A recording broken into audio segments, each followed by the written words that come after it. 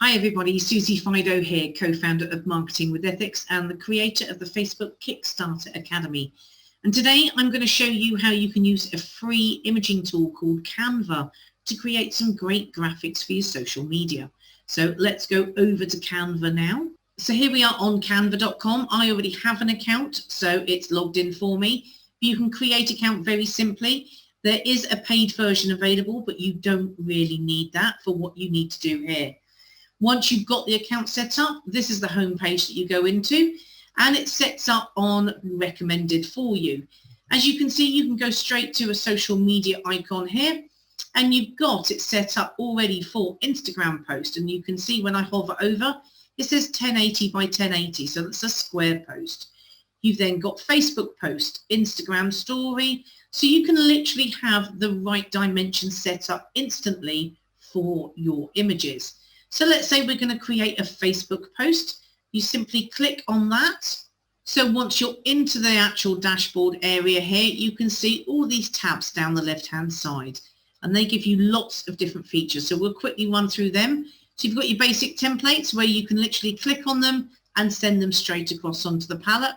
Uploads, obviously I recommend you upload your logo, or if you haven't got a logo, then make sure that you put a text of your website URL so that every post you put out there is branded. As you can see, I've been playing around with the Christmas one here. So I've got my logo here already, and there's lots of different images. So you can upload any images that you want to go in and use with it. So if you find great images elsewhere, you can still use them within Canva. Then you've got photos. And if you look when I hover over, down in the right-hand corner of the photo as I hover over it, it tells you if it's free or not. So if you are on the free account, there are many free images, but some you will see a little crown sign, which shows that's the premium account only. Then you come to elements, so you can insert all these different kinds of elements. So you've got your shapes, you've got your frames, you've got moving stickers. So if you wanted to create a small video, and it can be great. So charts for if you're wanting to show things for some sort of presentation. So as you can see, there's lots of different things and even different lines that you can put in as well. Then we come to text. Now text, we've got some great ones here that you can, again, you can use, literally just click and it moves across in here. You can then actually go over the top of it and then change what you want it to say. I'll go more into the text when we're creating something. If you ever have anything that you don't want, you literally just delete it. Or you can do the backspace here to undo anything that you've done previously. So if we backspace again, it takes it away altogether. So you've got your headings, you've got subheadings, and you've got a little bit of body text. So that kind of gives you the definition of the size, etc. But of course, you've got all these different combinations that, again, you can use. Hover over to see if they're free for you to use. So that can give you a little bit of a difference there. Then you've got audio. So this is for if you're actually creating some sort of video, you could use it. So you can add the music into it. And of course, videos, exactly the same things. So you've got a 15-second one there, 10-second one there. So you can have this as background while you're giving information. And talking about backgrounds, you've got your basic background patterns, etc. that you can use. And again, if you click on any of these, they will automatically go to the back of anything you've got and fill the whole screen. Let's take that back out. And then, of course, you've got folders. And in the More section, that talks about the different apps integration that you can do, because you can actually upload these things direct to social media. But I wouldn't recommend doing that, and we'll go into why in a moment. So let's go back to actually creating an image. So let's say I want to create an inspirational image. Now, I don't necessarily want to use everything that we've got here, but I am going to go back and have a look maybe at the photos. So let's see if we've got a nice photo that we can use here that's free. If I could find one that's stepping stones, that would be great. So let's see if there are any. So you can do a search like this. So stepping stones, there you go. But as you can see, these are pro version only for these ones, which is a shame. So maybe I look to upload stepping stones myself, and it's because of a particular quote that I'm going to put on. I happen to have one in my upload, so I found an image and I want to use this one here. So if I click on that, that will take it into there. And as you can see, it doesn't currently fill the whole box. So the white lining around here is the edge of the image. This is the edge of the photo. And you literally just left click and hold it down and drag it until it's in the position you want it to be in. So you can just continue to move it around and say, actually, I want it to be a little bit bigger, and we'll have it there. Remember to click off to take away the blue square around whatever it is you're working on. Now I want to add some text. You can have a scroll through here to see if there's any kind of font I'm liking the look of to use already. So let's say actually we just want something as simple as that. So just click on it, move it to where I want it to be. Now, as you can see, now that we're in text mode, you can see a dotted line. That's because this is two separate sections of text. So if I was to update, I would only be updating within the solid line. And up here, you get very similar to what you have on a Word document. So you can go in and you can change the font on here that you have. Look out for these, because when you've got the little crown sign like this, that means they're premium only, and you'll see they're grayed out. But anything that doesn't have that, you can use it. You can then change the size of the font. So let's say we want to make that a little bit smaller. And as you can see, all it's adjusting is in this top section within the solid block. You can even change the color of it when you're highlighting over the text itself.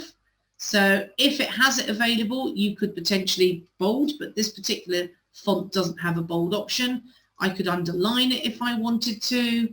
I could also go in and change it all to uppercase if I wanted to, with just by one click. Change the alignment to it if you want to space it out vertically, if you want it to be bullet points, and also there's effects as well. You can also ungroup, and if you click on ungroup, that would make these two completely separate, so it wouldn't change any of it.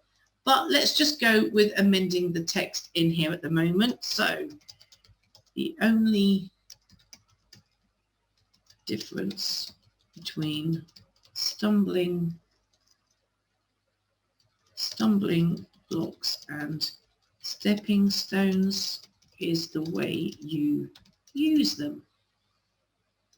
Now we actually don't want this bit here at all, so you can click on it. So now I'm only updating this part. You've also got bin here, so if you want to actually delete that particular element, if I deleted the group, it would be both sets, so I only want that particular element to go, and there you go.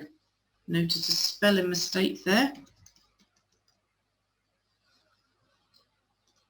So now I want to move it, so you come to the outside. When you see the 4 arrows in all different directions, click, hold, and position it to where you want it to be. Now, if you look at that, that's not really showing up much. So I want to make it smaller, so I can either go up and adjust up at the top there, or I can literally just scroll, moving it around like that. So let's put it there. Now that doesn't really show up much, so I want to change the font so that it actually sticks out more. So let's have a look for a better one. That shows a bit more. Now I'm going to show you a small trick that you can do here. So if you want to have a shadow, just click on the effects, and then you can have a shadow underneath, or you can have a lift, or you can change it in all different sort of ways. So let's say that we want a shadow. And as you can see, that gives a shadow straight away. Still doesn't show it out much. So if I put a lift on it instead, as you can see, that now sticks out a little bit more. You can have a play around with the various different fonts here. You can help it to be neon. Obviously, you'd want a slightly different color, but we're going to stick with that. Now, as I always recommend, you want to put your logo. So we'd go back up to upload, go down to your logo. And here it is, as you can see, way too big. So again, left click, hold it down, put it to where I want, and move it down into the corner. And that's it. That's literally how you can create some great graphics very simply using Canva. Now, as you can see, it automatically says publish to Facebook. The reason it says that is because I clicked on Facebook post option, but you don't want to do that because you want to be able to repurpose this in different places and keep it on file. So personally, I say download. So what you want to do is click on the down arrow, click on download there, or you can do it direct from up here. When you click on download, it's suggesting MP4 video, but we've not got anything on there, so I'm actually going to change it to a PNG. Now you've got .png and .jpeg are both image files. .png is a higher quality, so in order to make sure your pictures are nice and crystal clear on social media, I always recommend doing that. So click on .png, and then you can choose the size that you want it, and then simply click on download.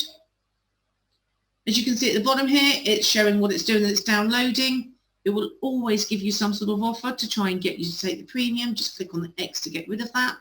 And here it is down at the corner. And if I click on it, there is my completed image, which I can then use on social media. And it's as simple as that. You then simply file it where you want it to be. So that's how you can use Canva to create your own images for social media, literally by a click of a few buttons. I hope you found that useful, and I look forward to seeing you in the next video. Bye for now.